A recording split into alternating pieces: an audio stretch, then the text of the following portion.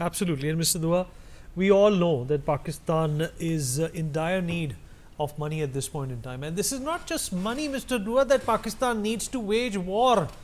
This is the money that Pakistan needs for biryani. This is the money that Pakistan needs for water. This is the money that Pakistan needs to import. It does not manufacture anything domestically except IT, which is international terrorism.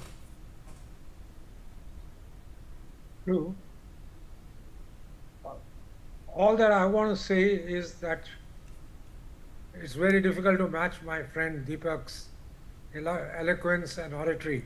I've known him for over 50 years. Is that right, Deepak? Sir, I've always admired you, sir. You're a legend, sir. Maybe 60, Deepak. Yeah. So all that I want to say is that Pakistan's economy is in shambles. There is no dearth of evidence to support that. It has been living on doles from international bodies, doles from countries in the Middle East. They have been the Islamic Brotherhood, so to say. I'm not talking of the particular organization, but the group of Islamic countries in the Middle East.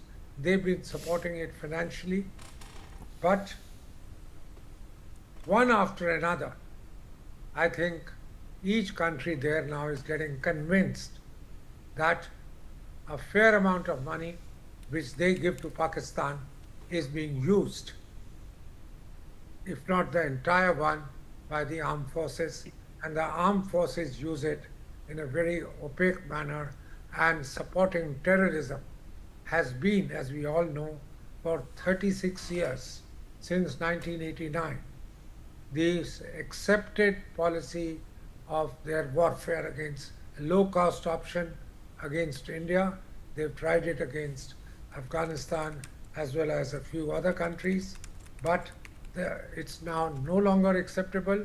And I'm saying this, the watershed in this, when I say it's no longer acceptable, is a very categorical statement from the United States emanating down from its president the day before, when he said it so clearly that we decry the terrorism in Pakistan and we decry the attack in Pahalgam, and President Trump went on to even refer to that the action which India has taken with respect to the Indus Water Treaty is well within its right. He didn't use the word right, I heard him very carefully.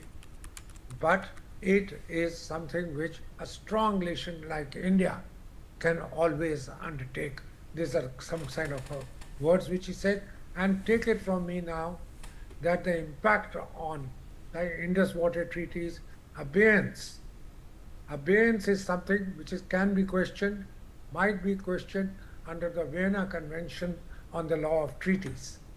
Where our stand is going to be that a fundamental change has taken place since the 1960 treaty, that is a breakdown of amity, peace, and friendship amongst them. These are the words used in the Indus Water Treaty in its preface.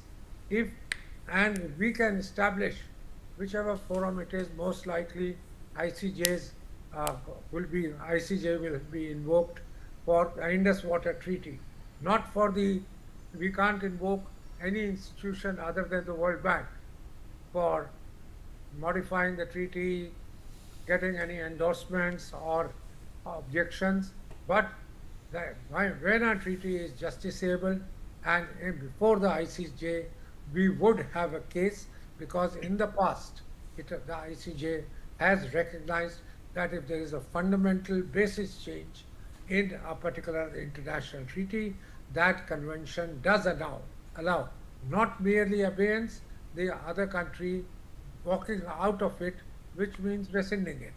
Whatever word you want to use.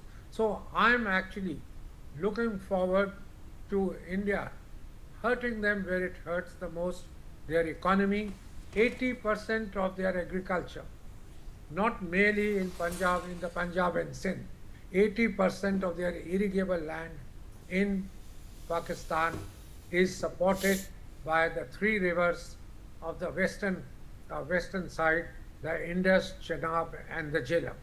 And together they contribute, these agriculture contributes in the country 25% of the GDP. Sure, sir. 80% out of these, what does it mean? 22 to 23% or 20 odd percent of the GDP is dependent upon that, and amount of employment which it creates, as in India, agriculture and elsewhere, is humongous.